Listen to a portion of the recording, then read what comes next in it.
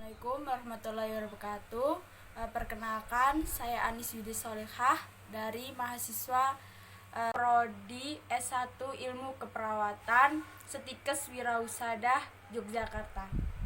Di sini saya akan melakukan konseling narkotika pada remaja. Tujuannya untuk memenuhi ujian praktek S1 Ilmu Keperawatan untuk memenuhi ujian keperawatan HIV AIDS.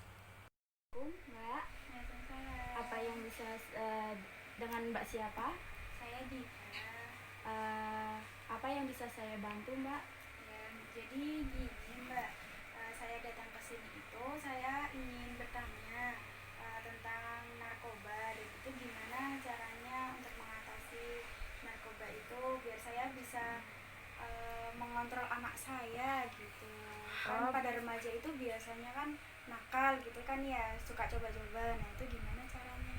Oh iya Mbak, berarti bahaya narkoba pada anak remaja ya Mbak di sini. Di sini Mbak tahu nggak bahaya narkoba itu apa? Narkoba, yang saya tahu cuma minuman keras.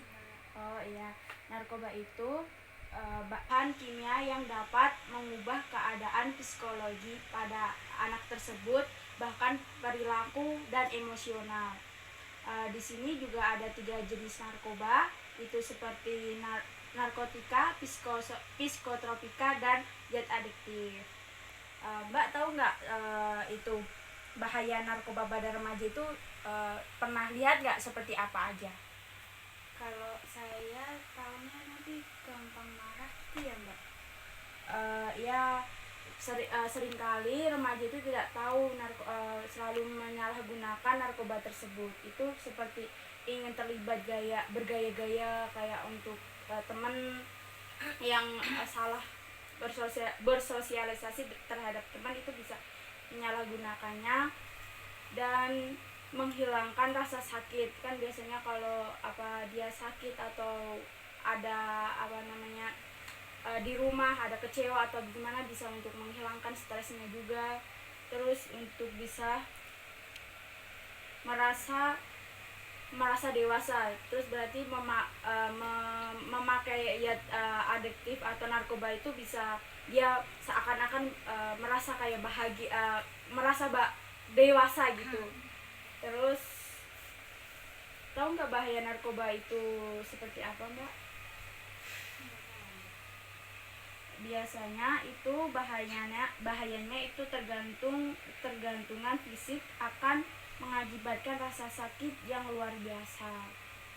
Itu bisa terjadi putus obat, tidak mengonsumsi obat, pada mengonsumsi obat waktu, dan dorongan psikologi berupa keinginan sangat kuat untuk mengonsumsinya. Itu karena mungkin dia udah terlanjur mengonsumsi narkoba itu tadi, terus dia akan mengonsumsi obat itu tersebut terus dia akan merasakan lebih nyaman mengonsumsi obat tersebut. Apakah paham Mbak? Oh iya Mbak, sekarang saya sudah paham. Apakah ada yang mau ditanyakan lagi Mbak? Iya Mbak, saya mau tanya, gimana sih Mbak cara menghindari biar nggak kena narkoba itu? Pada anaknya tersebut ya Mbak, kita bisa menganutkan agama terhadap anak kita.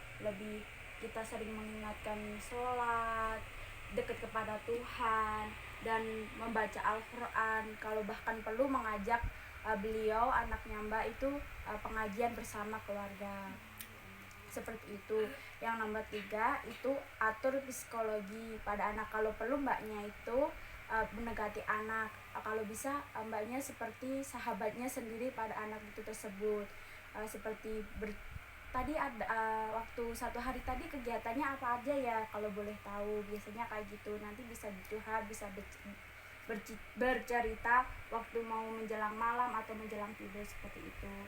Dan dekatkanlah anak pada teman-teman yang baik. Kalau perlu Mbaknya mengenal itu anak siapa aja yang berteman pada anak kita tersebut, seperti itu Mbak. Apakah sudah paham? Mbak, saya sudah paham.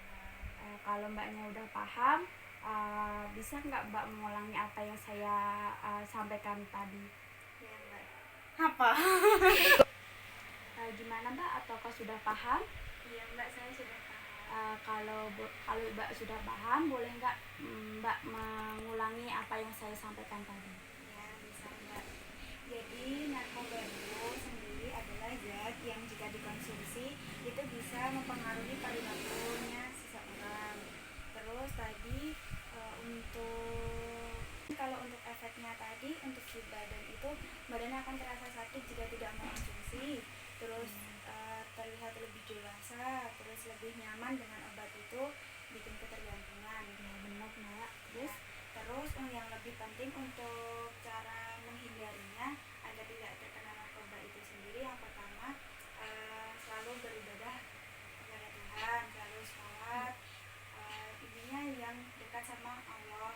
Terus ajak hal-hal yang positif, terus bergaul atau berteman dengan orang-orang yang baik. Jika perlu saya harus tahu juga anak saya itu berteman sama siapa saja, seperti itu. Saya kira mbaknya sudah paham ya mbak apa yang saya sampaikan tadi. Semoga lain kali bisa bercengkrama lebih dalam lagi. Mbak juga bisa kesini lagi untuk konsultasi kembali. Sekian ya mbak, terima kasih atas kebersamaannya. Iya.